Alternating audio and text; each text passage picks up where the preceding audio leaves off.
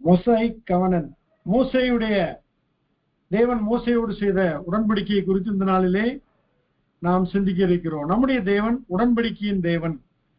உடன்படிக்கையின் தேவன் என்ற தலைப்பிலே கர்த்தர் மோசே வாயிலாக இஸ்ரேல் மக்களோடு செய்த உடன்படிக்கை குறித்து இந்த நாளிலே நாம் வேதத்திலிருந்து தியானிப்போம். மோசே தேவனால் தெரிந்து கொள்ளப்பட்ட அற்புதமான ஒரு தேவ ஊழியன். இந்த மோசே வழியாக கர்த்தர் இஸ்ரேல் மக்களோடு திருவுளம் பற்றினார். உடன்படிக்கை என்பது வலிமையான வல்லமை மிகுந்த தேவனாகிய கர்த்தர் எளிமையான மக்களோடு தாம் உண்டாக்கின தன் சாயலாக தன் ரூபத்தின்படி படைக்கப்பட்ட மக்களோடு செய்கிற அற்புதமான ஒரு உடன்படிக்கை. ஏன் செய்கிறார் என்றால் அவருடைய அன்பு, அவருடைய சித்தம், அவர் நம்மையில் வைத்த பிரியம், எதிராளியான பிசாசானவனை அழித்து மரணத்தை ஜெயித்து மனிதரை மீட்கும்படியாக கர்த்தர் உடன்படிக்கை செய்கிறார் என்று ஏற்கனவே நாம் பார்த்திருக்கிறோம். கர்த்தர் நோவாவோட உடன்படிக்கை செய்தார். அது உலகளாவிய உடன்படிக்கையாக அந்த தனிநபரோடு செய்த உடன்படிக்கை இருந்தது. அதற்கு அடையாளமாக வானவில் நமக்கு கொடுக்கப்பட்டது. பின்பு கர்த்தர் ஆபிரகாமை தெரிந்து கொண்டு ஆபிரகாமோடு உடன்படிக்கை செய்தார். அதுவும் தனி தேசத்திற்கு மட்டுமல்ல, உலகளாவிய உடன்படிக்கை. தனி தேசம் என்றால் அது இன்றைய இஸ்ரேல் மக்களை குறித்த தேசத்தை குறித்து மட்டுமல்ல, ஆவிக்குரிய இஸ்ரேலரான நம்மை குறித்து சொல்லப்பட்டிருக்கிறது. அதற்கு அடுத்ததாக தேவனாகிய கர்த்தர் மோசே வழியாக இஸ்ரவேல் மக்களோடு உடன்படிக்கை செய்தார். இந்த உடன்படிக்கை நிபந்தனைக்குரியது. மற்ற நோவாவோடு செய்த உடன்படிக்கை, ஆபிரகாமோடு செய்த உடன்படிக்கை நிபந்தனையற்றது. ஆனால் இந்த உடன்படிக்கை நிபந்தனைக்குரியது. பைலேட்டரல் என்பார்கள், கண்டிஷனல் கவனன்ட் என்பார்கள். அப்படி என்றால் இதில் நிறைய சட்ட திட்டங்கள் கொடுக்கப்படும். அதற்கு கீழ்ப்படிய வேண்டும், அடங்கி இருக்க வேண்டும், அதை கை கொள்ள வேண்டும். இல்லை என்றால் உடன்படிக்கை முறிவு ஏற்பட்டுவிடும். ஆனால் ஆபிரகாமோடும் நோவாவோடும் செய்த உடன்படிக்கையிலே அத்தகைய சம்பவங்கள் நடக்கப் போவது இல்லை. அவைகள் நிலையான நிரந்தரமான உடன்படிக்கைகள். இந்த மோசே வாயிலாக இஸ்ரேல் மக்களோடு செய்த உடன்படிக்கை ஒரு தற்காலிக டெம்பரரி கவனன்ட் என்பார்கள். ஒரு பெர்மனன்ட் கவனன்ட் அல்ல. இது ஒரு தற்காலிக உடன்படிக்கை. இது யாருக்கு மட்டும் உரியது? இஸ்ரவேலருக்கு, எபிரேயர் என்று அழைக்கப்படுகிற இஸ்ரவேலருக்கு மட்டுமே இந்த உடன்படிக்கை உரியது. அப்படி என்றால் நமக்கு அது சம்பந்தம் இல்லாத என்றால் நமக்கும் சம்பந்தமானது. அவைகளெல்லாம் வரும் காலத்திற்கு நிழலா இருக்கிறது. நியாயப்பிரமாணம், அதனுடைய சட்ட திட்டங்கள், அவைகளிலும் மேலான காரியங்களை புதிய ஏற்பாட்டில நாம் பெற்றுக்கொண்டு விட்டோம். ஆயினால் இந்த மோசே வழியாக தேவன் கொடுத்த உடன்படிக்கை, மோசே கவனன்ட் என்பது அது இஸ்ரவேல் மக்களுக்கு கொடுக்கப்பட்ட உடன்படிக்கை. ஆகையினால்தான் விருத்த சேதனமானதோ, ஆசரிப்பு கூடாரத்தை பற்றியதோ, வழிபாடுகளை பற்றியதோ, சடங்காச்சாரங்களை பற்றியதோ, பலியிடுதலை பற்றியதோ, இன்னுமாக பண்டிகை கொண்டாடுதல் மற்றும் சுத்திகரிப்பை குறித்த காரியங்கள் யாவும் இஸ்ரவேல் மக்களுக்கு தேவன் கொடுத்த காரியங்கள். அவைகள் நமக்கு நிழலாய் இருக்கின்றன. அவைகளிலிருந்து நாமும் கற்றுக்கொள்கிறோம். ஆனால் அவைகள் நமக்கு பாடங்களாய் மட்டுமே இருக்கிறதே ஒழிய வாழ்க்கை நியமங்களாக அவைகள் நமக்கு கொடுக்கப்படவில்லை. அதன் மேலான காரியங்களை கிறிஸ்து இயேசு நமக்கு கொடுத்திருக்கிறார். இப்பொழுது நாம் அதை குறித்து சிந்தித்தோமானால் தான் இது இஸ்ரவேலருக்கு கொடுக்கப்பட்ட உடன்படிக்கை என்பதை நாம் தெளிவாக புரிந்து கொள்ள முடியும். முதலாவதாக, தேவன் தன்னுடைய திட்டத்தை நிறைவேற்றுவதற்கு 6 நாட்கள் படைத்த அனைத்து ஜீவராசிகளையும் அக்னி பொருட்களையும் பார்த்த பொழுது அவைகள் நன்றாயிருந்தன. ஆனால் தன்னுடைய சாயலாக தன்னுடைய ரூபத்தின்படியே அவர் மனிதனையும் மனுஷையும் உண்டாக்கின பின்பு அது மிகவும் நல்லது என்று கண்டார். அவருடைய திட்டம் நிறைவேறுவதற்கு ஒரு மனிதன் தேவை. அவர் ஒருவனை அல்லவா படைத்தார். ஏன் ஒருவனை படைத்தார்?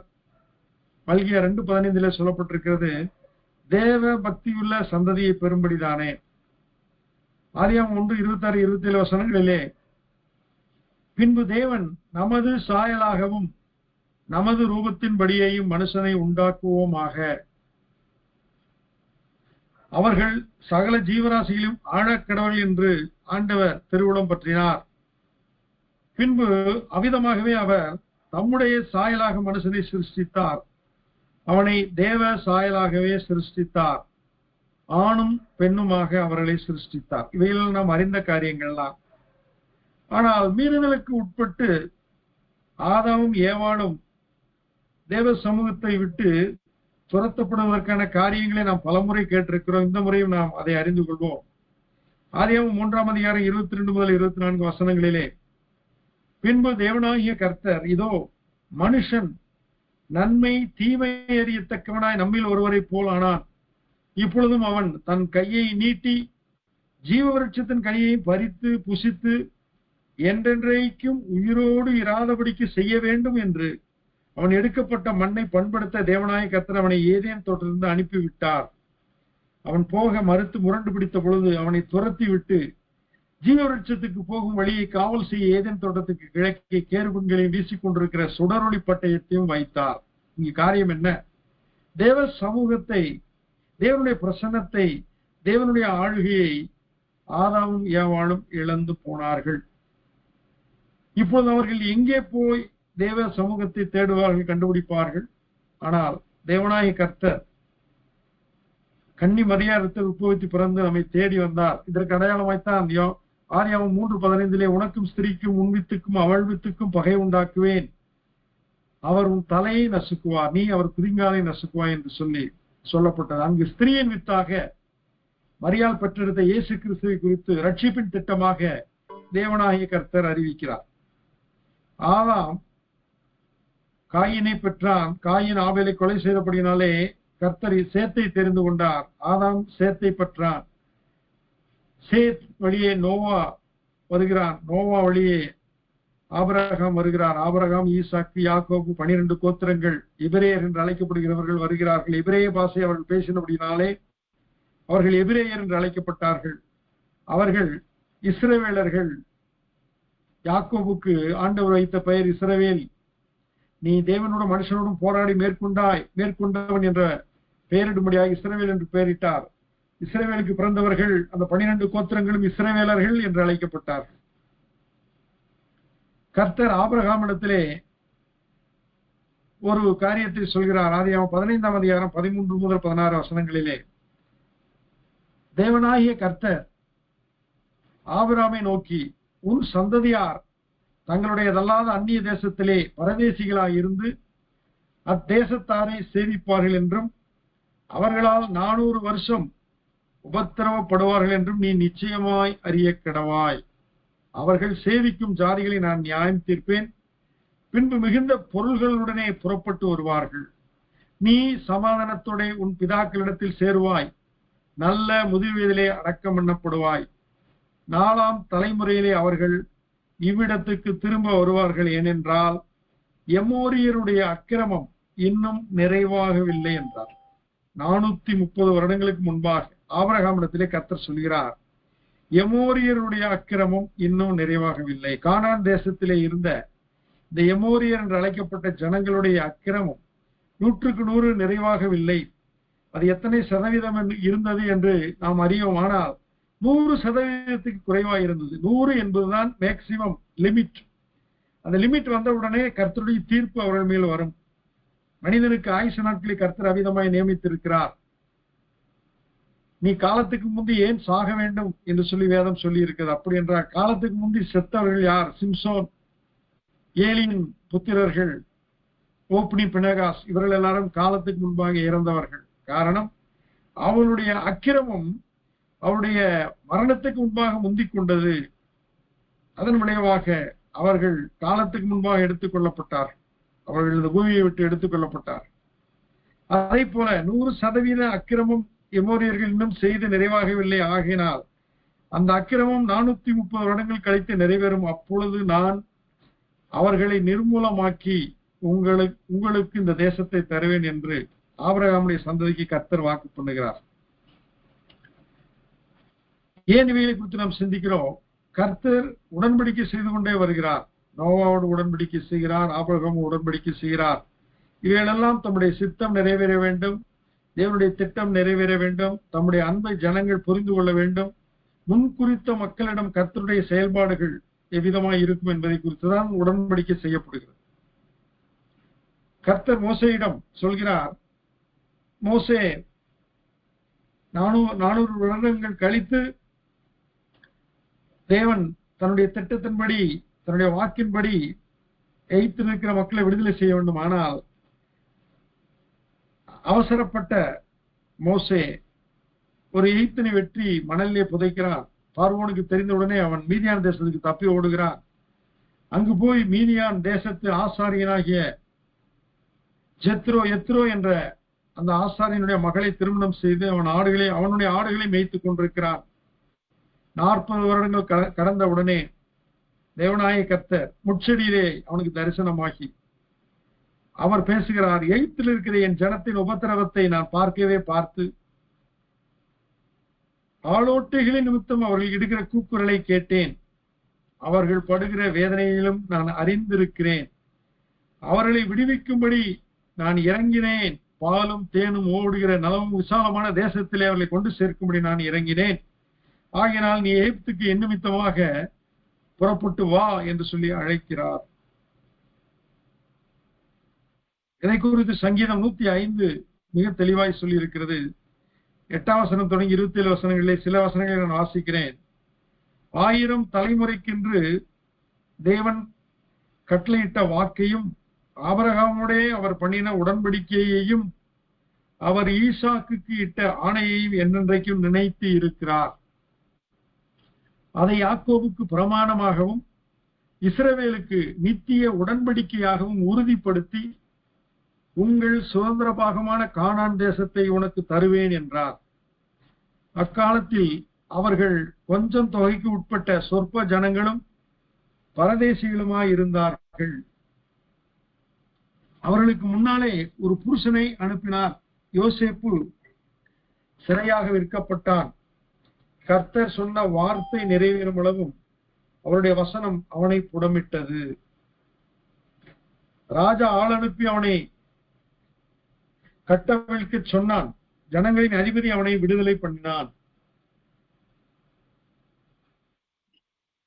அவனை தன் வீட்டுக்கு ஆண்டவனும் தன் ஆஸ்திகளுக்கெல்லாம் அதிபதியும் ஆக்கினான். கர்த்தர் தம்முடைய ஜனங்களை மிகவும் பழகு பண்ணி அவருடைய சத்துருக்களை பார்க்கவும் அவர்களை பலவான்களாக்கினார். தம்முடைய ஜனங்களை பகைக்கவும் தம்முடைய ஊழியக்காரரை வஞ்சனையாய் நடத்தவும் அவருடைய இருதயத்தை மாற்றினார். தம்முடைய தாசனாய மோசேயையும் நாம் தெரிந்து கொண்ட ஆரோனையும் அனுப்பினார். 10 வாதைகள் வந்தது. 10வது வாதையாகிய தலைச்சன் சங்காரம் வந்தது. அவருடைய தேசத்திலே தலைச்சன்கள் அனைத்தையும் அவருடைய பலனில் முதற்பலனான யாவரையும் சங்கரித்தார். அப்பொழுது அவர்களை வெள்ளியோடும் பொன்னோடும் புறப்பட பண்ணினார். அவர்கள் கோத்திரங்களில் பலவீனப்பட்டவன் ஒருவனும் இருந்தது இல்லை. அவர் தம்முடைய பரிசுத்த வாக்குத்தத்தத்தையும் தம்முடைய தாசனாகிய ஆபிரகாமையும் நினைத்து தம்முடைய ஜனத்தை களிப்போடும் தாம் தெரிந்து கொண்டவர்களை கம்பீர சத்தத்தோடும் புறப்பட பண்ணி தமது கட்டளைகளை காத்து நடக்கும்படிக்கும் தமது நியாய பிரமாணங்களை கைக்கொள்ளும்படிக்கும் அவர்களுக்கு புறஜாதிகளுடைய தேசங்களை கொடுத்தார். அந்நிய ஜனங்களுடைய பிரயாசத்தின் பலனை சுதந்திரித்துக் கொண்டார்கள். அல்லேலூயா என்று இந்த சங்கீதம் நிறைவு பெறுகிறது. என்ன இந்த சங்கீதம் விளக்குகிறது? தேவன் தம்முடைய உடன்படிக்கையை நிறைவேற்றும்படியாக என்னென்ன காரியங்களை செய்தார் என்பதை குறித்த சுருக்கத்தை நாம் பார்த்தோம். எகிப்திலே இஸ்ரவேலர்கள் 430 வருடங்கள் அனுபவித்த காரியங்கள், அது விவரிப்பதற்கு காலம் போதாது. அதை ஸ்தேவானும் விவரித்திருக்கிறார். இங்கும் சங்கீதம் 105 நாம் வாசிக்க கேட்டோம். இவைகளெல்லாம் எதை குறிக்கிறது? தேவனாகிய கர்த்தர் தாம் சொன்ன அந்த உடன்படிக்கையை நிறைவேற்றுகிற உடன்படிக்கையின் தேவனாய் இருக்கிறார் என்பதை நாம் இங்கு அறிகிறோம். அவர்கள் 70 பேராக புறப்பட்டு போனார்கள். யாக்கோபுடைய பிள்ளைகள் 70 பேர் புறப்பட்டு போனார்கள். ஆனால் கிட்டத்தட்ட 20 லட்சம் 30 லட்சத்துக்கு அதிகமான ஜனங்களாக திரும்பி வருகிறார்கள். அதற்கு 430 வருடங்கள் ஆயிற்று. 4 தலைமுறைகள் கடந்து போயின. இவர்கள் செங்கடலை கடந்து ரெவிதீமிலே வந்து பின்பு சீனாய் மலையிலே வந்த பொழுது சீனாய் மலைக்கு எதிராக ஜனங்கள் பாளையம் இறங்கி இருக்கிறார்கள். அப்பொழுது அவர்களை வழிநடத்தின மோசேயிடத்திலே கர்த்தர் உடன்படிக்கை வாயிலாக அவர் பேசுகிறார். யாத்திராகமம் 19ஆம் அதிகாரத்திலே இதை குறித்து தெளிவாய் சொல்லப்பட்டிருக்கிறது. இஸ்ரவேல் புத்திரர் எகிப்து தேசத்தில் இருந்து புறப்பட்ட 3ஆம் மாதம் 1ஆம் நாளிலே சீனாய் வனாந்தரத்தில் சேர்ந்தார்கள். அங்கு சீனாய் மலைக்கு எதிராக பாளையம் இறங்கினார்கள். மோசே தேவனிடத்திற்கு ஏறி போனான். கர்த்தர் மலையிலிருந்து அவனை கூப்பிட்டு, நீ யாக்கோபு வம்சத்தாருக்கு சொல்லவும் இஸ்ரவேல் புத்திரருக்கு அறிவிக்க வேண்டியது என்னவென்றால், இப்பொழுது நீங்கள் என் வாக்கை உள்ளபடி கேட்டு என் உடன்படிக்கையை கைக்கொள்வீர்களானால் சகல ஜனங்களிலும் நீங்களே எனக்கு சொந்த சம்பத்தாய் இருப்பீர்கள். பூமியெல்லாம் என்னுடையது. நீங்கள் எனக்கு ஆசாரிய ராஜ்யமும் பரிசுத்த ஜாதியுமாய் இருப்பீர்கள் என்று நீ இஸ்ரவேல் புத்திரரோட சொல்ல வேண்டிய வார்த்தைகள் என்றார். மோசே கர்த்தர் தனக்கு கற்பித்த வார்த்தைகளை எல்லாம் அவர்களுக்கு முன்பாக சொன்னான். அதற்கு ஜனங்கள் எல்லாரும் ஏகமாய் கர்த்தர் சொன்னவைகளை எல்லாம் செய்வோம் என்று பிரதியுத்தரம் சொன்னார்கள். we will do என்று அவர்கள் அறிக்கையிட்டார்கள். இந்த we will என்பதுதான் உடன்படிக்கையிலே இணைகிறவர்கள் சொல்லுகிற ஒரு அக்ரிமெண்ட் என்று சொல்லலாம். இணங்கி சொல்லுகிற, இசைந்து சொல்லுகிற, ஏகோபித்த ஒரு காரியம்தான் I will do, we will do, I will do. திருமணத்திலே ஐ வில் என்பார்கள். கணவன் மனைவி மாறி மாறி சொல்லிக் கொள்வார்கள். அதே போல இங்கு அந்த உடன்படிக்கை திருமண உடன்படிக்கையை போல இங்கு ஜனங்கள் ஆண்டவரோடு அந்த உடன்படிக்கைக்கு உடன்படுகிறார்கள்.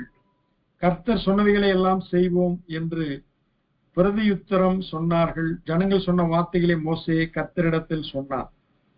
கர்த்தர் சொன்னதை ஜனங்களிடத்திலும் ஜனங்கள் சொன்னதை கர்த்தரிடத்திலும் சொன்னான். அங்கு உடன்படிக்கை நிறைவேறுகிறது. என்ன காரியத்தை மோசே ஜனங்களிடத்தில் சொன்னான்? கர்த்தர் ஜனங்களிடத்தில் சொல்லும்படி மோசேயிடம் சொன்ன காரியம் என்னவென்றால், தன்னுடைய உடன்படிக்கையின் விவரமான சரத்துக்களையும் சாராம்சங்களையும் அதன் பொருள்களையும் பொருளடக்கத்தையும் சொல்லும்படியாக கர்த்தர் சொன்னார். இருக்கிற உடன்படிக்கையிலே மிகப்பெரிய ஒரு உடன்படிக்கை. இது டெம்பரரி உடன்படிக்கை என்றாலும் தற்காலிக உடன்படிக்கை என்றாலும் மிகப்பெரிய அளவிலே விவரிக்கப்பட்ட உடன்படிக்கை. காரணம், இதுல செய்ய வேண்டியவைகள் என்ன, செய்யக்கூடாதவைகள் என்ன என்றெல்லாம் சொல்லப்பட்டிருக்கிறது. கர்த்தர் சொன்ன காரியங்களை குறித்து யாத்திராகமம் 20ஆம் அதிகாரத்திலிருந்து பார்ப்போமானால் அது அருமையாக சொல்லப்பட்டிருக்கிறது. இன்றைக்கு இந்திய அரசியலமைப்பு சட்டம் டாக்டர் அம்பேத்கர் என்பவரால் நமக்கு கொடுக்கப்பட்டது நாம் அறிந்திருக்கிறோம். அவர் எதிலிருந்து இவைகளை எழுதினார் என்றால், இங்கிலாந்து, அயர்லாந்து, அமெரிக்க தேசங்களின் அரசியலமைப்பு சட்டத்தை, பாராளுமன்ற சட்ட திட்டங்களை அவர் எடுத்து பார்த்து அதிலிருந்து அவர் தனக்கு, தன்னுடைய நாட்டிற்கு, தன் தேசத்துக்கு எவைகள் உரியவைகளோ அவைகளை தொகுத்து அவர் வழங்கினார் என்று நாம் அறிந்திருக்கிறோம். இன்றைக்கு இந்த சட்ட திட்டங்கள் எல்லாம் பரிசுத்த வேதாகமத்திலே மோசேக்கு தேவன் கொடுத்த நியாய பிரமாணங்களிலிருந்து பெரிதும் எடுக்கப்பட்டவைகள் என்பதை நாம் அறிந்தாக வேண்டும். இன்றைக்கு இந்திய அரசியலமைப்பு சட்டத்தில் இருக்கிற அநேக காரியங்கள் பரிசுத்த வேதாகமத்திலிருந்து அருளப்பட்டவைகள். ஏனென்றால் எதற்கு எவ்விதமான தண்டனை, எதை செய்ய வேண்டும், எதை செய்யக்கூடாது, எதற்கு என்ன அபராதம் என்பதெல்லாம் குறித்து மிக தெளிவாக இந்த யாத்திராகமத்திலும் உபாகமத்திலும் தெளிவாக சொல்லப்பட்டிருக்கிறது. யாத்திராகமத்திலே சொல்லப்பட்ட வார்த்தைகள் எகிப்திலிருந்து புறப்பட்ட இஸ்ரவேலருக்கு, உபாகமம் 28ஆம் அதிகாரங்களிலே சொல்லப்பட்ட காரியங்கள், உபாகமத்திலே சொல்லப்பட்ட மறுபடியும் சொல்லப்பட்ட அந்த உடன்படிக்கையின் விவரங்கள், இரண்டாவது சந்ததி அவர்கள் எகிப்திலிருந்து புறப்பட்ட இஸ்ரவேலருக்கு பிறந்த பிள்ளைகள், அவர்கள் பிறந்தபடியினாலே அவர்கள் வளர்ந்த பின்பு அவர்களுக்கு மறுபடியும் நினைப்பூட்டப்படுகிறது. இதிலே காரியங்கள் என்னென்ன காரியங்களை நாம் பார்த்தோமானால், 20ஆம் அதிகாரத்தில், யாத்திராகமம் 20ஆம் அதிகாரத்திலே 10 கட்டளைகள் கொடுக்கப்பட்டிருக்கிறது. இந்த 10 கட்டளைகளை நாம் தெளிவாக அறிவோம். அவைகளை சுருக்கமாக நாம் பார்த்தோமானால், என்னையன்றி உனக்கு வேறே தேவர்கள் உண்டாயிருக்க வேண்டாம். தேவனாய கர்த்தர் ஒருவரே கர்த்தர், அவரை தவிர நமக்கு வேறு தேவர்கள் இருக்கக்கூடாது. இரண்டாவது, யாதொரு விக்கிரகத்தை ஆகிலும் நீ உனக்கு உண்டாக்க வேண்டாம். அப்படி என்றால் அவருக்கு சமமாக நிகராக அன்பு செலுத்தவோ மேன்மை பாராட்டவோ உயர்த்தவோ அவரை தவிர வேற யாரையும் முதன்மைப்படுத்தவோ செய்வோமானால் அது ஒரு விக்கிரகமாகிவிடும். யாதொரு விக்கிரகத்தை நீ உனக்கு உண்டாக்க வேண்டாம் என்றால் அவருக்கு சமமாக அவருக்கு இணையாக யாரையும் நாம் உயர்த்திவிடக் கூடாது. மூன்றாவது, கர்த்தருடைய நாமத்தை வீணிலே வழங்காதிருப்பாயாக. கர்த்தருடைய நாமம் பலத்த துருகம், நீதிமான் அதற்குள் ஓடி சுகமாய் இருப்பான் என்று சொல்லப்பட்டிருக்கிறது. கர்த்தருடைய நாமம் பலத்த கோட்டை என்று சொல்லப்பட்டிருக்கிறது. அந்த நாமத்தை கர்த்தருக்கு பயப்படுகிற பயத்திலோடு நாம் அதை பயன்படுத்த வேண்டுமே ஒழிய அதை வீணிலே வழங்கக்கூடாது. ஆகினால்தான் எபிரேய ஆக்கியோன்கள் வேதாகமத்தை எழுதும் பொழுது கர்த்தர் என்ற அந்த வார்த்தை எழுதுவதற்கு அவர்கள் பயந்தவர்களாக புதிய ஒரு எழுத்தாணியை அவர்கள் பயன்படுத்துவார்கள்.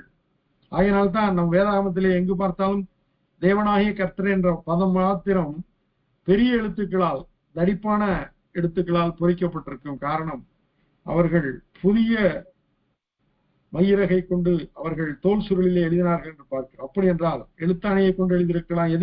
எதுவாயிருந்தாலும் புதிய பொருள் தேவனாய கர்த்தர் என்ற வார்த்தைக்கு பயன்படுத்தப்பட்டது. காரணம், கர்த்தருடைய நாமத்தை வீணிலே வழங்கக்கூடாது என்பதை அவர்கள் அறிந்திருந்தார்கள்.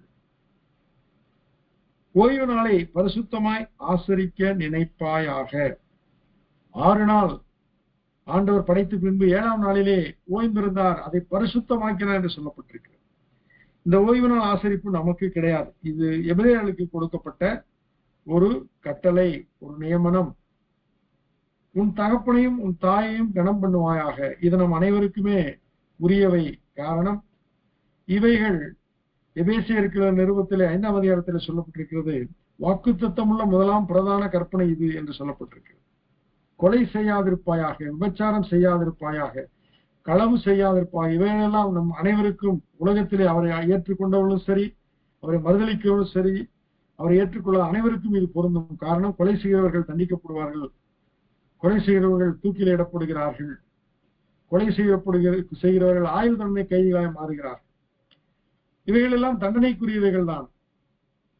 கொலை செய்யாதிருப்பாயாக, விபச்சாரம் செய்யாதிருப்பாயாக, களவு செய்யாதிருப்பாயாக, பிறனுக்கு விரோதமாக பொய் சாட்சி சொல்லாதிருப்பாயாக, பிறனுடைய யாதொன்றை இச்சையாதிருப்பாய் என்பதெல்லாம் 10 கட்டளைகள். இதெல்லாம் தேவன் சீனாய் மலையிலே இஸ்ரவேல் மக்களுக்கு கொடுத்த நியமனங்கள், நியாயப்பிரமாணங்கள், டெக்கலாக் என்பார்கள். 10 கட்டளைகள், 10 வார்த்தைகள் என்று சொல்லப்பட்டிருக்கிறது. இவைகள் முதன்மையாக வருகின்றன.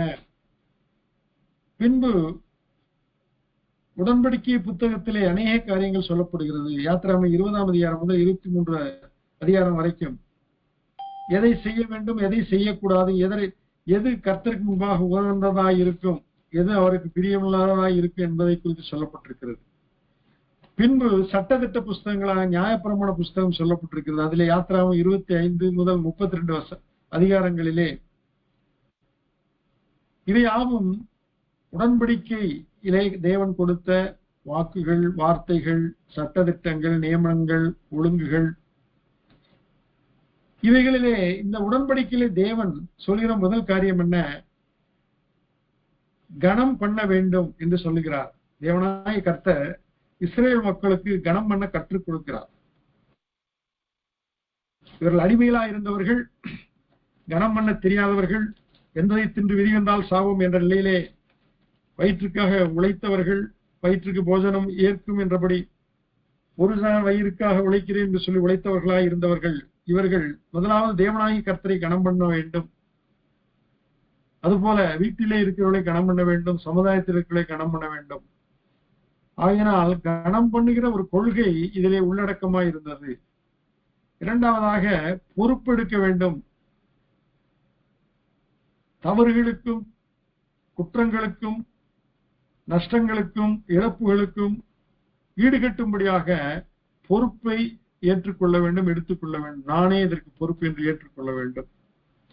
மூன்றாவதாக, தவறு செய்யப்பட்டிருக்குமானால் வேண்டுமென்றே தவறுகள், குற்றங்கள், அக்கிரமங்கள் நிறைவேற்றப்பட்டிருக்குமானால் அவைகளுக்குரிய தண்டனையும் ஏற்றுக்கொள்ள வேண்டும். ஆகினால் 3 கொள்கைகள் கொடுக்கப்படுகின்றன. Principles of respect, principles of responsibility, principles of retribution என்று சொல்லி நாம் 3ஆய் பிரிக்கலாம். கனம் பண்ண வேண்டும், பொறுப்பெடுக்க வேண்டும், தண்டனைக்கு உள்ளாக வேண்டும். இவைகள்லாம் உடன்படிக்கையின் சரத்துக்களாய் இருக்கின்றன. இதிலே ஓய்வு நாளை ஆசரிப்பது என்பதுதான் இந்த உடன்படிக்கையின் அடையாளமாக சொல்லப்படுகிறது. ஆபிரகாமுக்கு விருத்த சேதனம் அடையாளமாய் இருந்தது. ஆபிரகாமோடு செய்த உடன்படிக்கையிலே, நோவாவோடு செய்த உடன்படிக்கையிலே வானவில் அது அடையாளமாக சைனாக இருந்தது. இங்கு மோசேயோடு ஆண்டவர் மோசேயோடும் இஸ்ரவேலோடும் செய்த உடன்படிக்கையிலே ஓய்வு நாளை ஆசரிப்பது அடையாளமாக நியமிக்கப்பட்டது. மோசே வாயிலாக வழங்கப்பட்ட இந்த உடன்படிக்கையிலே அதனுடைய தன்மைகள் எப்படி என்றால், இது நிபந்தனைக்குரியது, இது கண்டிஷனல் என்ற நிலையிலே, வயலேட்டர் என்ற நிலையிலே கொடுக்கப்பட்ட ஒரு உடன்படிக்கை. நிபந்தனைக்கு உட்பட்டது, சட்டதிட்டங்களுக்கு உட்பட்டது. நியாயப்பிரமாணம் நிறைவேறிவிட்டால் நியாயப்பிரமாணம் நீங்கி போகும். இதை நிறைவேற்றுவதற்கு யார் உண்டு? இயேசுவை தவிர ஒருவரும் இல்லை. அதைத்தான் இயேசு சொன்னார், நான் நியாயப்பிரமாணத்தை அழிக்க வந்தேன் என்று எண்ணாதிருங்கள், நியாயப்பிரமாணத்தை நிறைவேற்றுவதற்கே நான் உலகத்துக்கு வந்தேன். அப்படி என்றால் இஸ்ரவேலருக்கு கொடுக்கப்பட்ட அந்த நியாயப்பிரமாணத்தை எவரும் நிறைவேற்றி முடிக்கவில்லை, இன்க்ளூடிங் மோசஸ். மோசையும் சேர்ந்தே அதை நிறைவேற்றி முடிக்க இயலாதவனாய் போனார் என்பதை நாம் அறிந்திருக்கிறோம். அவர் கானான் தேசத்துக்குள் பிரவேசிக்கவில்லையே. அப்படி என்றால் இதை நிறைவேற்றுவதற்கு யாரால் முடியும் என்றால் இயேசு கிறிஸ்துவால் மட்டுமே முடியும். அதை நிறைவேற்றப்பட்டு முடிந்தால் அதனுடைய லைஃப் முடிந்துவிடும், அது நல்லிஃபை ஆகிவிடும், அவமாகி போய்விடும், அகற்றப்பட்டு போய்விடும். ஆகையால் இது ஒரு நிலையான உடன்படிக்கை அல்ல. இது இஸ்ரவேலருக்கும் எபிரேயருக்கும் கொடுக்கப்பட்ட, அவருடைய வாழ்க்கையிலே இரண்டாம் வருகையிலே அவர்கள் விசுவாசித்து வரும் வரைக்கும் அவர்களுக்கு மட்டும் இது கொடுக்கப்பட்ட ஒரு உடன்படிக்கையாய் இருக்கிறது. இது நிர்வாகத்திற்குரிய உடன்படிக்கை. ஒரு வீடு கட்டினால் கைப்பிடி சுவரை கட்ட வேண்டும்.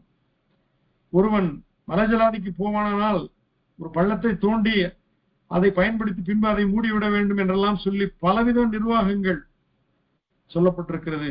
ஒரு கன்னிகையை அவன் தகப்பனானவன் விவாகத்திற்கென்று நியமித்துக் கொள்ள வேண்டும், விவாகத்துக்கென்று நியமித்துக் கொள்ள வேண்டாம், அவள் கன்னியாகவே இருக்க வேண்டும் என்றெல்லாம் சொல்லி பலவிதமான நிர்வாக சம்பந்தமான காரியங்கள், வீட்டுக்கும் நாட்டுக்கும் தேசத்துக்கும் உரிய நிர்வாகங்கள் இதிலே தொகுத்து வழங்கப்பட்டிருக்கின்றன.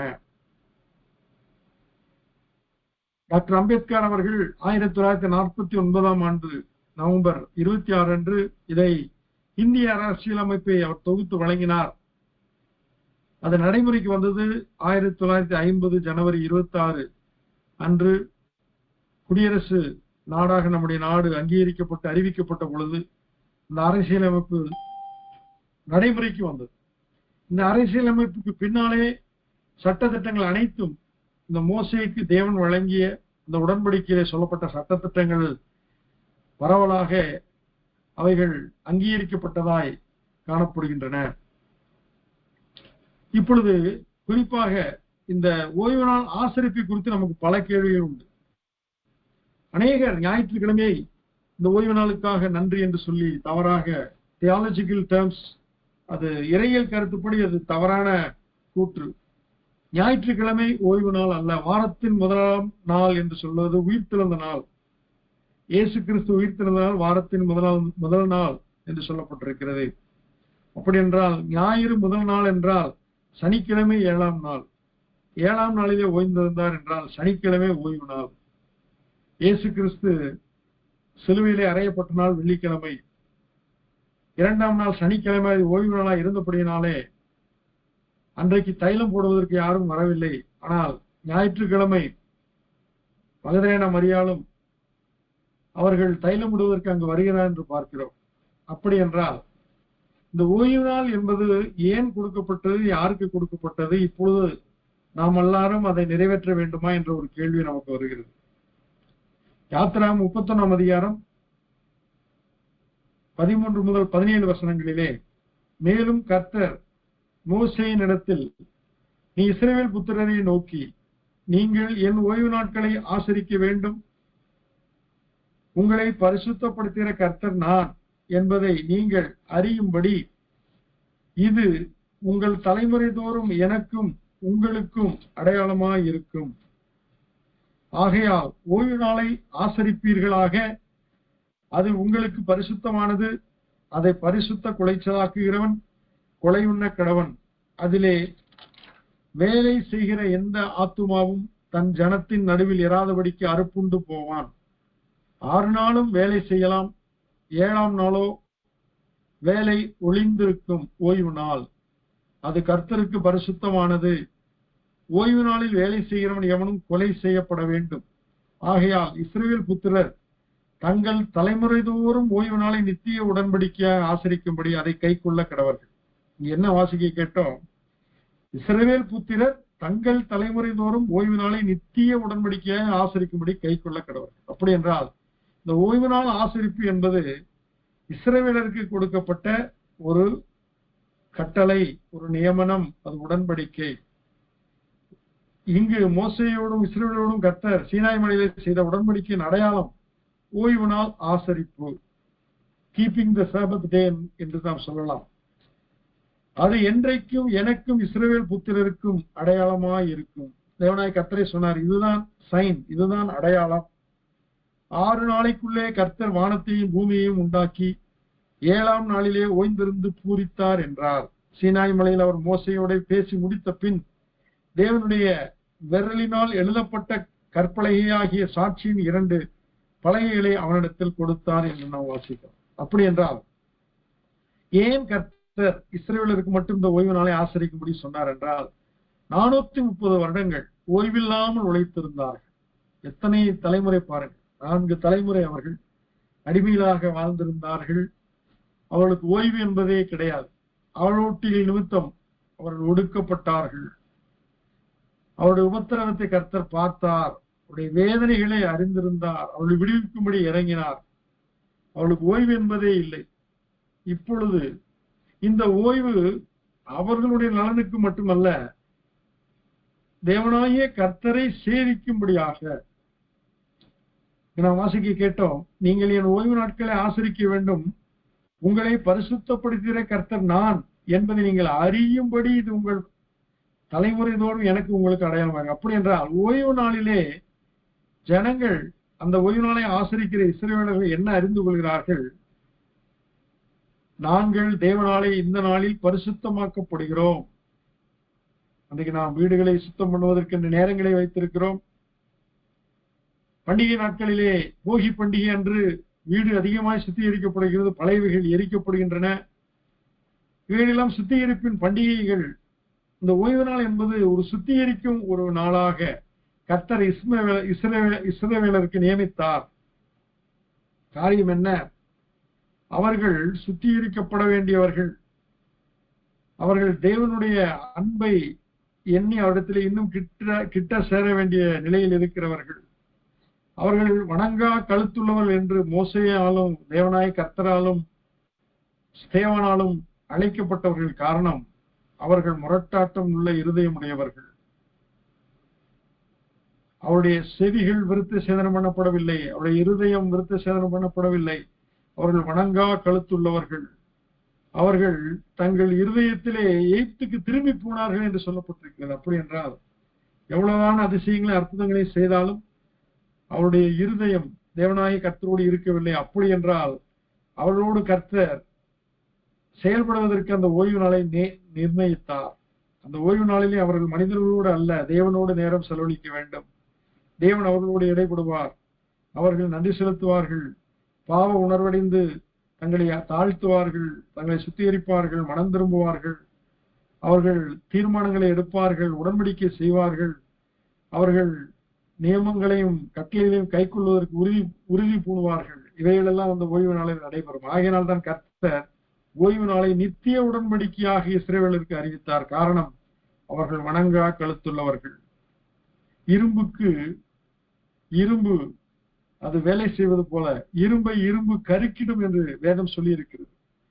மிக இரும்பை போல கடினமான இஸ்ரவேல் மக்களுடைய இருதயத்தை தேவனுடைய கண்மலையை நொறுக்கும் சமட்டியாகிய வசனம் அது அவர்களை உலைக்களத்திலே அவர்களை உருக்கி புடமிடுகிற காரியமாக காணப்படும்படியாக இந்த ஓய்வு நாள் கொடுக்கப்பட்டது.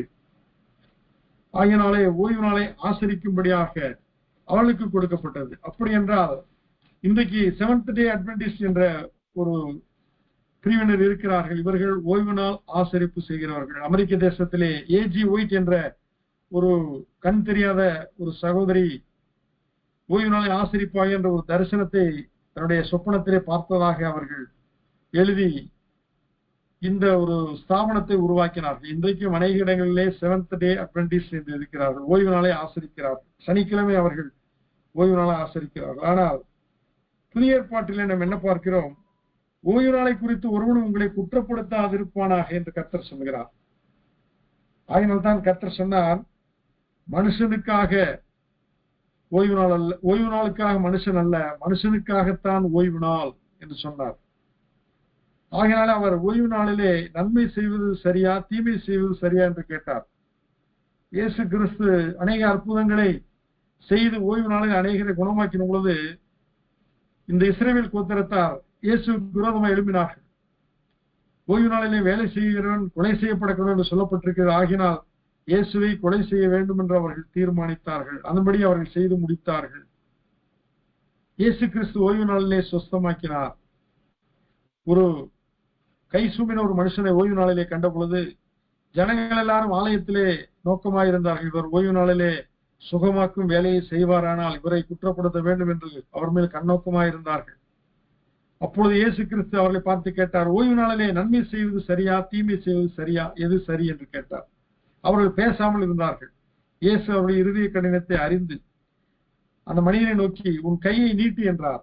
அவன் தன் கையை சூமின கையை நீட்டின பொழுது அது மறு கையை போல சுஸ்தமாக்கிற்று. அப்பொழுது அவரை கொலை செய்யும்படி அவர்கள் உத்வேகமானார்கள் என்று சொல்லப்பட்டிருக்கிறது.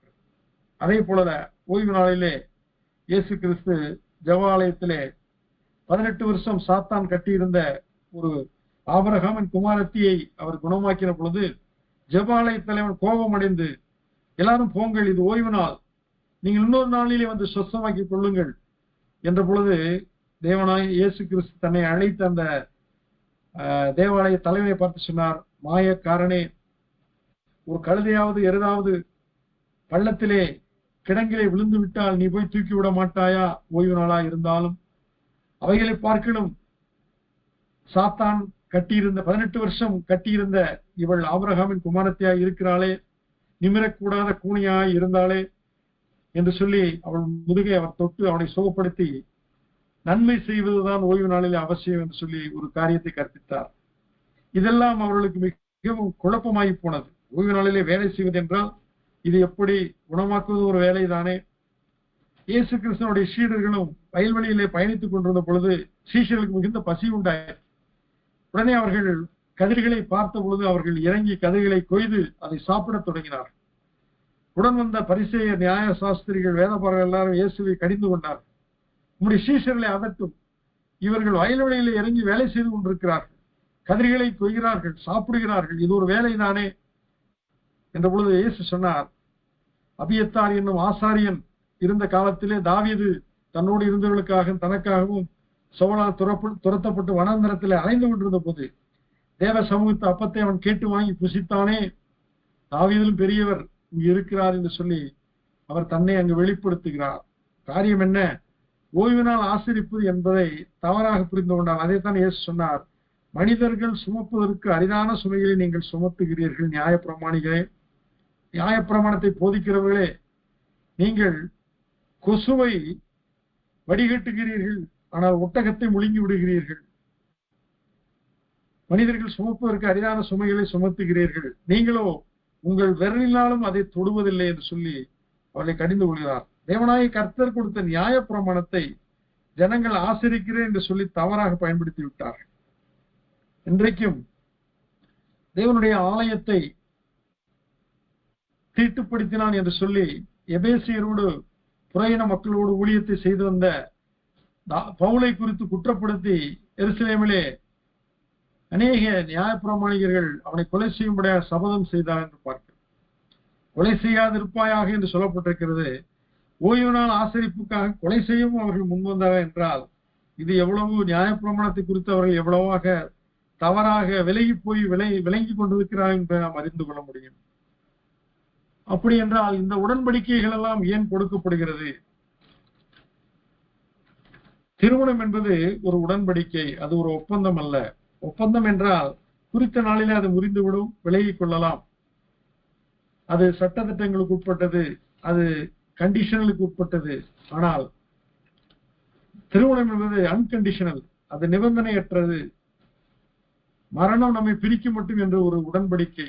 அந்த உடன்படிக்கை வரைக்கும் அந்த திருமண பந்தம் வைக்கப்பட்டிருக்கிறது. அதை போல தேவனாய் கர்த்தர் மணவாளன் மணவாட்டியின் மேல் மனமகிழ்ச்சியா இருக்கிறது போல நானே உன்னை நித்திய விவாகத்துக்கு நியமித்துக் கொண்டேன் என்று கர்த்தர் நம்மை பார்த்து சொல்கிறார். நம்மை நித்திய விவாகத்துக்கு என்று கர்த்தர் நியமித்துக் கொண்டார். எட்டர்னல் மேரேஜ், அந்த கவனன்ட், அந்த உடன்படிக்கையை நித்திய உடன்படிக்கை. அப்படி என்றால் நாம் மணவாட்டியாக ஒப்பிடப்படுகிறோம், உருவகப்படுத்தப்படுகிறோம். தேவனாகிய கர்த்தர் மணவாளனாக தன்னை உருவகப்படுத்தி சொல்கிறார். மணவாளன் மணவாட்டின் மேல் மனமகிழ்ச்சியா இருப்பானாம். அப்படி என்றால் தேவனும் நம்மேல் பிரியமாய் இருக்கிறார். அப்படி என்றால் அப்பொழுதுதான் அவர் நம்மோடு உடன்படிக்கை செய்கிறார். நம்முடைய அன்பு நிமித்தம், பிரியத்து நிமித்தம் அவர் உடன்படிக்கை செய்கிறார். அவர் அந்த உடன்படிக்கையை வாக்கு தத்தங்கள் உண்டு. நான் உன்னை விட்டு விலகுவதும் இல்லை, உன்னை கைவிடுவதும் இல்லை என்று சொல்லி கர்த்தர் சொல்லி இருக்கிறாரே. எத்தனையோ வாக்கு தத்தங்கள், ஒன்றா இரண்டா சொல்வதற்கு. சகல நாட்கள் உடனே கூட இருக்கிறேன் என்று சொன்னார். நான் உன்னை தாங்குவேன், ஏந்துவேன், சுமப்பேன், தப்புவிப்பேன் என்று சொன்னார். நானே உன் பரியாய கர்த்தர், நான் உன்னை குணமாக்குவேன், நான் உனக்கு ஆரோக்கியம் வரப்படுவேன் என்று சொல்லி இருக்கிறார். நீ விரும்புவது உனக்கு கொடுக்கப்படும் என்று சொல்லி இருக்கிறார். கேளுங்கள், அப்பொழுது உங்கள் சந்தோஷம் நிறைவாயிருக்கும்படி பெற்றுக்கொள்வது என்று சொல்கிறார். இப்படிப்பட்ட வாக்கு தத்தங்கள் எல்லாம் இயேசு கிறிஸ்துவுக்குள் ஆம் என்றும் ஆமேன் என்று இருப்பதற்கு காரணம் அவர் உடன்படிக்கையின் தேவன். அவர் தாமாகவே முன்வந்து உடன்படிக்கை செய்கிறார். பலவீனராகிய நம்மை பார்த்து, மண்ணிலிருந்து உருவாக்கப்பட்ட நம்மை பார்த்து, மாம்சத்தில் இருக்கிற நம்மை பார்த்து, சரிக்கு விட ஏதுவா இருக்கிற நம்மை பார்த்து ஆண்டவர் கரங்களை பிடித்து நம்மை தைரியப்படுத்தி உடன்படிக்கை செய்வதிலே அவர் பிரியப்படுகிறார். பிள்ளைகள் மாம்சத்தை ரத்தத்தை உடையவர்களாக இருக்க சாத்தானை அழிக்கும்படியாக, நம்மை ரட்சிக்கும்படியாக அவர் மாம்சத்தையும் ரத்தத்தையும் உடையவரானார். சிலுவையிலே உடைய பாவங்களையும் சாபங்களையும் ரோகங்களையும் சுமந்து தீர்க்கும்படியாக அப்படியானார். அதைத்தான் பவுல் சொல்கிறார். பாவிகளை ரட்சிக்க கிறிஸ்து இயேசு உலகத்திற்கு வந்தார், பாவிகளில் பிரதான பாவி நான் என்கிறார். இவ்விதமாக இஸ்ரவேலர் மக்கள் இன்றைக்கும் ஓய்வு நாளை ஆசரிக்கிறார்கள். டோரா என்று சொல்லப்படுகிற பழைய ஏற்பாட்டு காரியங்களை அவர்கள் நியமனங்களாக வைத்திருக்கிறார்கள். 5 ஆகமங்களை வைத்திருக்கிறார்கள். ஆனால் இயேசு கிறிஸ்துவை ஆகிய மேசியாவை குறித்து அவர்கள் அறியாதிருக்கிறார்கள். ஆகினால்தான் நாத்தான்வேல் கேட்டார், நாசரேத்திலிருந்து நன்மை எதுவும் வருமா என்று கேட்கிறார். ஏனென்றால் நாசரேத் என்பது தீர்க்க தரிசனங்களிலே சொல்லப்படாத காரியம். பெத்லெகேமை குறித்து சொல்லப்பட்டிருக்கிறது. யூதாவிலே இருக்கிற சிறிய பெத்லெகேமே இஸ்ரவேலை ஆளும் பிரபு உன்னிடத்திலிருந்து புறப்பட்டு வருவார் என்று சொல்லப்பட்டிருக்கிறது. ஆனால் நாசரேத்தை குறித்து பெரிதாக காரியங்கள் இல்லை. ஆகையினால்தான் நாசரேத்திலிருந்து நன்மை வருமா என்ற கேள்வி வந்தது. இயேசு கிறிஸ்து தான் பிறந்தது பெத்லெகேமா இருந்தால் வளர்ந்த ஊர் நாசரேத்.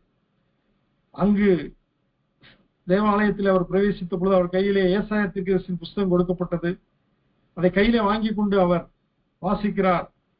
கர்த்தருடைய ஆவி என்மேல் இருக்கிறார், தரித்திரருக்கு சுவிசேஷத்தை பிரசங்கிக்கும்படி என்னை அனுப்பினார் என்ற இடத்தை அவர் வாசித்து அமர்ந்தார். ஜனங்கள் எல்லாரும் ஆச்சரியப்பட்டார்கள். என்ன சொல்கிறார்கள்? இவர் தச்சனுடைய குமாரன் அல்லவா? யோசே, சீமோன், யாக்கோபு போன்ற சகோதரர்களோடு மரியாளுக்கும் யோசேப்புக்கும் பிறந்தவர்கள் இருக்கிறார்களே, சகோதரிகள் இருக்கிறார்களே, இவருடைய வாயிலிருந்து புறப்பட்ட இந்த வார்த்தைகள் இவருக்கு பொருத்தமா இருக்கிறதே, இது எப்படி என்று சொல்லி பிரமிப்படைந்தார்கள். இயேசு கிறிஸ்து பேசின பொழுது அவர் அதிகாரமுடையவராய் பேசினார். பரிசேயர்களைப் போல அவர் பேசாமல், நியாயப்பிரமாணிகளைப் போல பேசாமல், அவர் அதிகாரமுடையவராய் பேசினதை கண்டு ஜனங்கள் மிகுந்த ஆச்சரியப்பட்டார்கள் என்று சொல்லப்பட்டிருக்கிறது. அவருடைய கிருபை பொருந்தின வார்த்தைகள் ஜனங்களுக்கு ஆறுதலை கொடுத்தது. மகளே, உன் வேதனை நீங்கி சுகமாயிரு என்றார். போ, இனி பாவம் செய்யாதே என்றார். உனக்கு இனி அதிக கேடானது ஒன்று வராதபடி இனி பாவம் செய்யாதே என்று சொல்லி அவர் 38 வருஷமாய் படுக்கையில் இருந்த ஒரு மனிதனை சுகமாக்கிற பின்பு தேவாலயத்திலே கண்டு இந்த வார்த்தையை சொன்னார். ஜனங்களுக்கு என்ன குழப்பம் வந்தது? இவர் ரபியா இருக்கிறார், இவர் போதிக்கிறார், ஆனால் இவர் போதிப்பதெல்லாம் ஓய்வு நாளுக்கு விரோதமாய் இருக்கிறது, நியாயப்பிரமாணத்துக்கு விரோதமாய் தெரிகிறது என்று சொல்லி யோசித்தார்கள். காரணம், அவர்கள் நியாயப்பிரமாணத்தை தவறாக புரிந்து கொண்டார்கள், ஓய்வு நாள் ஆசரிப்பை தவறாக புரிந்து கொண்டார்கள், இயேசு கிறிஸ்துவை தவறாக புரிந்து கொண்டார்கள். இயேசு கிறிஸ்து வந்தது நியாயப்பிரமாணத்தை நிறைவேற்றி முடிக்க. ஆகையினால் தான் இயேசு கிறிஸ்து சிலுவையிலே அறையப்பட்ட பொழுது, அவர் தம்முடைய ஜீவனை விட்ட பொழுது, தேவாலயத்தின் திரைச்சீலை மேலிருந்து கீழாக அது 2ஆய் கிழிந்து போயிற்று. அந்த ஆசரிப்புகள் ஒளிந்து போயிற்று, நியாயப்பிரமாணம் நீங்கி போயிற்று. அந்த நிழல்கள் நமக்கு ஒரு எச்சரிக்கை அடையாளங்களாக வைக்கப்பட்டிருக்கிறது ஒழிய அவைகளை கை கொள்ள வேண்டிய காரியம் அல்ல. அவைகளும் மேலான காரியம் சொல்லப்பட்டது. கொலை செய்யாதிருப்பாயாக என்று பூர்வத்தாருக்கு உரைக்கப்பட்டது நீங்கள் கேள்விப்பட்டிருக்கிறீர்கள். நான் உங்களுக்கு சொல்லுகிறேன், உன் சகோதரனை பகைக்கிறவன் மனுஷ கொலைப்பாதகன். விபச்சாரம் செய்யாதிருப்பான் என்று பூர்வத்தாருக்கு உரைக்கப்பட்டிருக்கிறது. நான் உங்களுக்கு சொல்லுகிறேன், ஒரு ஸ்திரீ இச்சையோடு பார்க்கிறவனும் தன் இருதயத்தில் விபச்சாரம் செய்தாயிற்று. பாருங்கள், இந்த நியாய பிரமாணத்தை அதிலும் மேலான ஒரு பிரமாணம் நமக்கு கொடுக்கப்பட்டது. அது கிருபின் பிரமாணம், அன்பின் பிரமாணம், மன்னிப்பின் பிரமாணம், இரக்கத்தின் பிரமாணம், நீதியின் பிரமாணம், சமாதானத்தின் பிரமாணம். அது நித்திய வாழ்விற்கென்று கொடுக்கப்பட்ட பிரமாணம். இந்த பிரமாணம் நியாய பிரமாணத்தை பார்க்கிலும் உயர்ந்தது. ஆகையினால்தான் ஊழியங்கள் நிறைவேறின பொழுது யூதர்கள், ரட்சிக்கப்பட்ட யூதர்கள் நியாய பிரமாணத்தையும் கை கொள்ள வேண்டும், இயேசு கிறிஸ்துவின் கிருபையின் பிரமாணத்தையும் கை கொள்ள வேண்டும் என்று சொல்லி விருத்த சேதனத்தை வலியுறுத்தினார்கள், ஓய்வு ஆசரிப்பை வலியுறுத்தினார்கள். அப்போது திருச்சபையில் மிகப்பெரிய குழப்பம் உண்டாயிற்று. அப்பொழுது பவுலும் பர்னபாவும் போய் இந்த காரியங்களை அறிவித்த பொழுது, நொறுங்குண்டு செத்ததற்கும் விக்கிரகங்களுக்கும் உபச்சாரத்துக்கு நீங்கள் விலகி வாழுங்க, இது போதும் என்று சொல்லி அப்போஸ்தலர்கள் கடிதங்களை கொடுத்து அவர்களிடத்தில் அனுப்பினார்கள். அப்படி என்ற காரியம் என்ன? தேவனுடைய உடன்படிக்கை, புதிய உடன்படிக்கை, அது மேன்மையான உடன்படிக்கை. அதைத்தான் இயேசு கிறிஸ்து அந்த அப்பத்தையும் திராட்சரசத்தையும் கொடுத்தவர் சொன்னார், இது நான் உங்களோடு செய்கிற புதிய உடன்படிக்கை என்றார். அவைகளை குறித்து நாம் பின்பு விவரமாய் காண்போம். இப்பொழுது மோசையோடு செய்யப்பட்ட உடன்படிக்கை நமக்கு ஒரு நிழலாட்டமாய் இருக்கிறது. இஸ்ரவேலருக்கு சொல்லப்பட்ட அந்த நிபந்தனைகளை பார்க்க நமக்கு மேலான காரியங்கள் கொடுக்கப்பட்டிருக்கிறது. அவர்கள் ஆசரிப்பதிலும் ஒழுங்கிலுக்குள்ள வருவதற்காக கர்த்தர் செய்தார். காரணம், உன்னத பாட்டிலே சொல்லப்பட்டிருக்கிறது, நீ மறைவு கட்டப்பட்ட நீரூற்று, முத்தரிக்கப்பட்ட கிணறு, அடைக்கப்பட்ட தோட்டம். அவர்கள் 430 வருடங்களாக இஸ்ரவேலர்கள் எகிப்து தேசத்திலே அவர்கள் வனாந்தர மார்க்கமாக இருக்கிற ஒரு வெட்டாந்தர வெளியாக, ஒரு மானாவாரி நிலமாக, ஒரு தரிசாக அவர்கள் காணப்பட்டார்கள். ஆனால் இப்பொழுதோ அவர்களை ஒழுங்குபடுத்தும்படியாக அவர்கள் அடைக்கப்பட்ட தோட்டமாக மாற்றுவதற்குத்தான் நியாயப்பிரமாணத்தையும் மற்ற காரியங்களையும் கட்டளைகளையும் கொடுத்து அவர் உடன்படிக்கை செய்தார். அவர் என்ன உடன்படிக்கை செய்தார்? நீங்கள் இவைகளை கை கொள்ளுங்கள். கொடுக்கப்பட்ட நியாயப்பிரமாணங்கள் 613 சட்ட திட்டங்களிலே முதல் அந்த 10 கட்டளைகள் எடுத்து விட்டோமானால் மீதி இருக்கிற அந்த 603 கட்டளைகளும் வாழ்க்கையை செவையிடுகின்றன. பரிசுத்த ஆராதனை எவ்விதமாய் செய்ய வேண்டும், ஆசரிப்பு கூடாரத்தை எப்படி ஆசரிக்க வேண்டும், வரியை எவ்விதமாய் செலுத்த வேண்டும், எவ்விதமாக ஒரு மனிதன் ஓய்வெடுக்க வேண்டும், தன் குடும்பத்தோடு எவ்விதமாய் நேரம் செலவழிக்க வேண்டும், கணவன் மனைவி உறவுகள் எவ்விதமாய் இருக்க வேண்டும், பிள்ளைகளை எவ்விதமாய் வழிநடத்த வேண்டும்.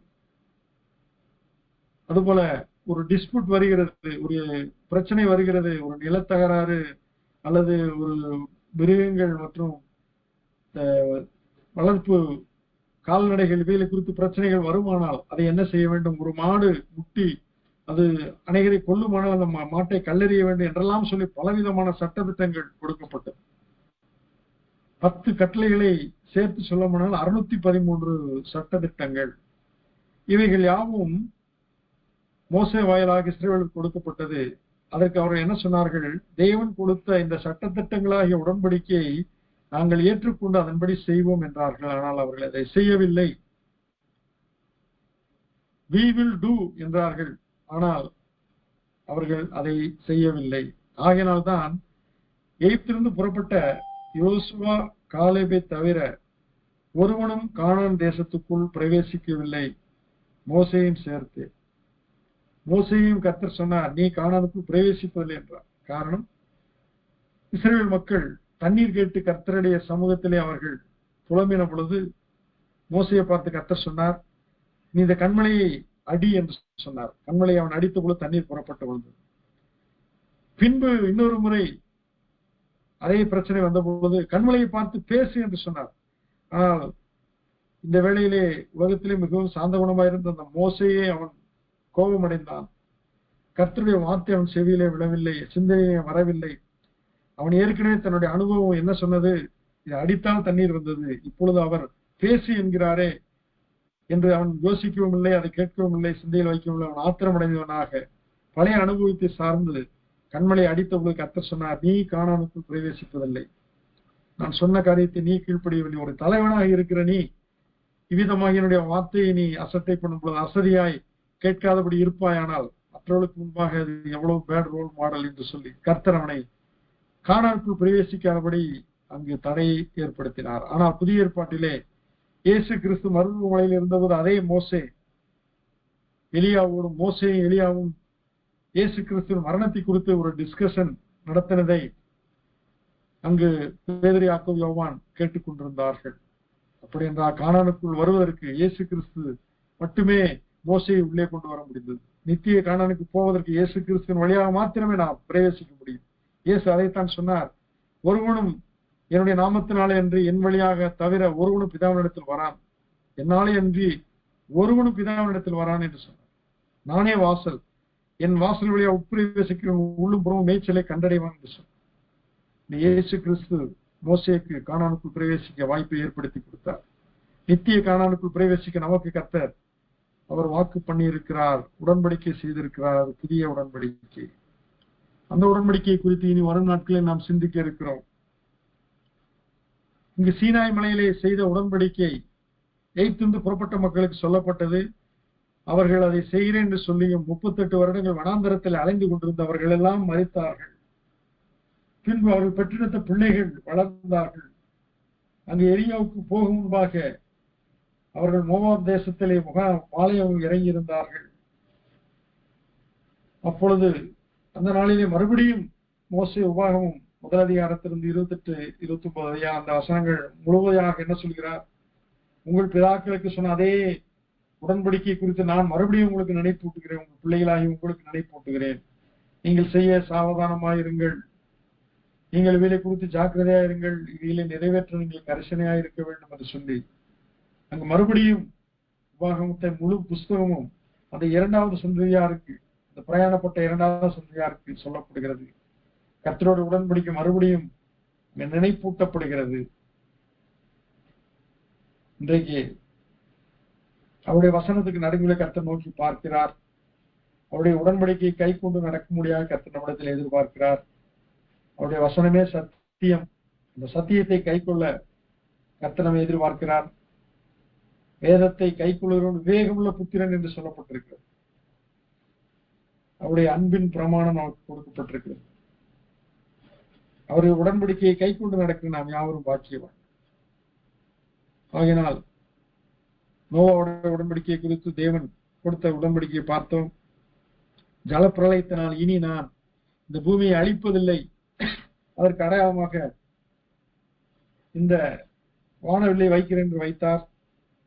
பின்பு ஆபிரகாமோடு செய்த உடன்படிக்கை மேலாக பூமியின் வம்சம் எல்லாம் உனக்குள் ஆசீர்வதிக்கப்படும். இதன் வழியாக விசுவாசத்தின் வழியாக வாக்கு தத்தத்தின் வழியாக ஆசீர்வதிக்கப்படும். நாம் எல்லாம் இன்றைக்கு ஆபிரகாமின் சந்ததியார், விசுவாச மார்க்கத்தார், ஆபிரகாம் விசுவாசிகளின் தகப்பன். நாம் விசுவாசத்தின் பிள்ளைகளாய் இருக்கிறபடினாலே ஆபிரகாமை நமக்கு விசுவாசத்தின் தகப்பனாய் வைத்திருக்கிறோம், ஆபிரகாமின் சந்ததியாராய் இருக்கிறோம். ஆகையினால் ஆபிரகாமுக்கு கொடுக்கப்பட்ட ஆசீர்வாதங்கள், வாக்குகள் நமக்கு உரியன. இங்கு மோசே வழியாக இஸ்ரவேலுக்கு கொடுக்கப்பட்ட வாக்குகள் நமக்கு ஒரு குறிப்பிட்ட மக்களை, ஒரு தேசத்தை கர்த்தர் எவ்விதமாக தன்னுடைய ஆளுகைக்கு கொண்டு வர விரும்புகிறார், அதற்கு எவ்வளவு அவர்கள் இசைகிறார்கள், எதிர்த்து செயல்படுகிறார்கள் என்பதை குறித்து நமக்கு ஒரு பிக்சராக இது கொடுக்கப்பட்டிருக்கிறது. இன்னைக்கு நம்முடைய வாழ்க்கை நமக்கு எபிரேயரில் சொல்லப்பட்டிருக்கிறது. மேகம் போன்ற திரளான சாட்சிகள் நமக்கு முன்பாய் வைக்கப்பட்டிருக்கிறது. அதிலே மிக முக்கியமான மேகம் போன்ற சாட்சிகளிலே இந்த வனாந்தர மார்க்கமாய் பிரயாணப்பட்டு வந்த, பாலும் தேனும் ஓடுகிற தேசத்துக்கு பயணப்பட்ட இஸ்ரவேலரோடு செய்த உடன்படிக்கையை ஒரு சாட்சி. ஆகினால் பாரமான யாவற்றையும், நம்மை சுற்றி நெருங்கி நிற்கிற பாவத்தையும் நாம் தள்ளிவிட்டு விசுவாசத்தை துவக்குகிறவர் முடிக்கிறோமா இயேசுவை நோக்கி நமக்கு நியமித்திருக்கிற ஓட்டத்திலே பொறுமையோடு ஓடக்கிடுவோம். கர்த்தர் நம்மை ஆசீர்வதிப்பார். இத்துடன் வேத பாடம் நிறைவுற்றது.